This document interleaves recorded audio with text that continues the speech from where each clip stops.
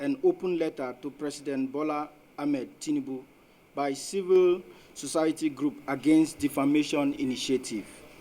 Gentlemen of the press, fellow chairmen, ladies and gentlemen, as bodies who believe in the rule of law and the saying, innocent until proven guilty, we convene here as a matter of urgency to shed more light on the ongoing investigation by the Economic and Financial Crimes Commission, EFCC, of the Ministry of Humanitarian Affairs and Poverty Alleviation and its sub-parastatals.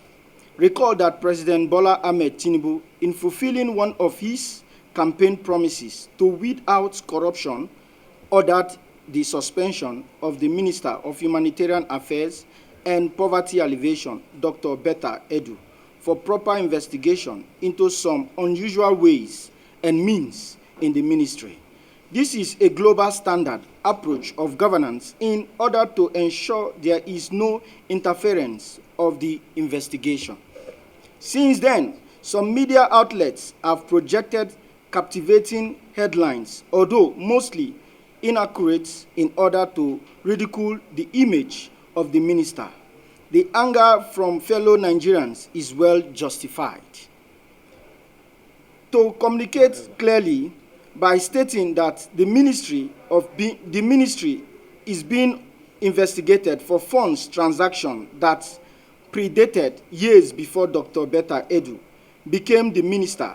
This is particularly very important because of the deliberate media manipulation and orchestrated because smell campaign to associate Dr. Betta Edu with the alleged roots in that ministry, which unfortunately were the very thing she was fighting before the administrative procedural glitch that is now being exploited to tarnish her image and rubbish her anti-corruption efforts in that same ministry. This bright, determined minister had the to question transfer of over 40 billion naira, which was done following an approval that predated Dr. Betta Edu arrival in the ministry. All hell was let loose moment Dr. Edu requested more clarifications. Beneficiaries of the slice in that ministry assembled their arsenal against her. Why no attempt will be made by this group to shed wrongdoings? It is equally important to strengthen out the story because it has been deliberately bent, squeezed, and concocted.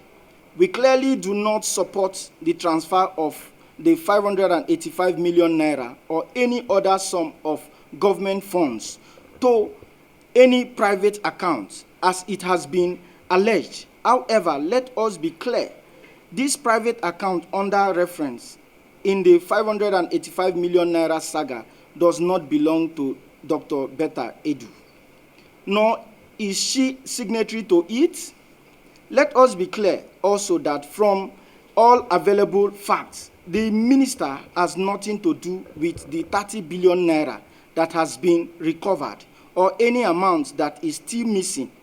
All these funds were already approved before Dr. Betta Edu took charge of the ministry.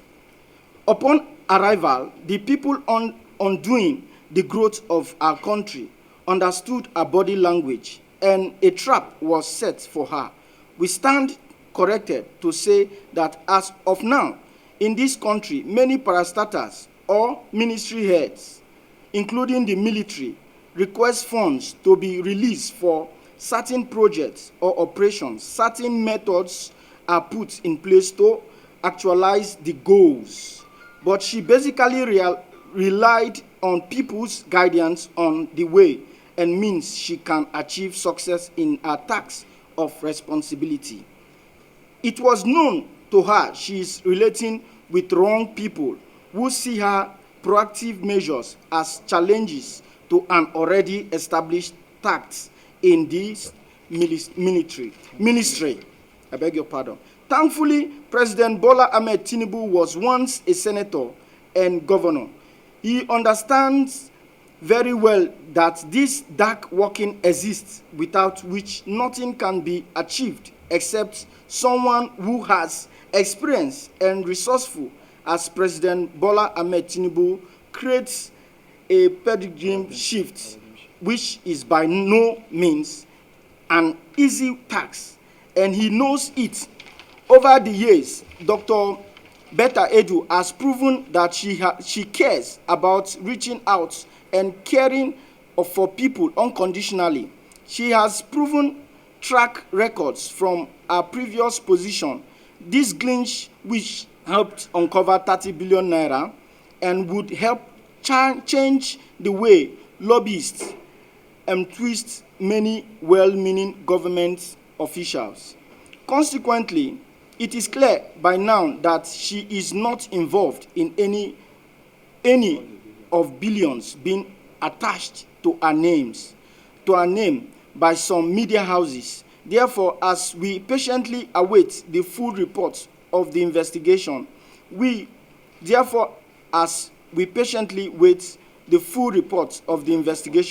urge the public not to be misled by those who are hell-bent on tarnishing the hard-earned reputation of Dr. Betta Edu. We also believe that the President will treat this matter with the firm, dexterous, and single-mindedness it requires. He must not be swayed by a virtuous campaign of colony and the gang up of a cartel who believe that it should be business as usual. It is our hope that in the end, only the guilty will be punished. And when Dr. Edu is vindicated, the President should not delay in reinstating her. Again, we further encourage fellow Nigerians to read between the lines and not allow the corrupt establishment to rid us of people who has the ability to transfer and produce long-lasting results. Thank you. Clear Betta Edu, reinstate Betta Edu. Thank you and God bless you. With me that what is actually going on is bad. It's very bad. It's very unfortunate that even at this time, Nigeria still see women as second-class citizens. It's very wrong. Looking at this, you understand that this is intimidation. It's intimidation, and an injury to one is an injury to all. This is an intimidation to women.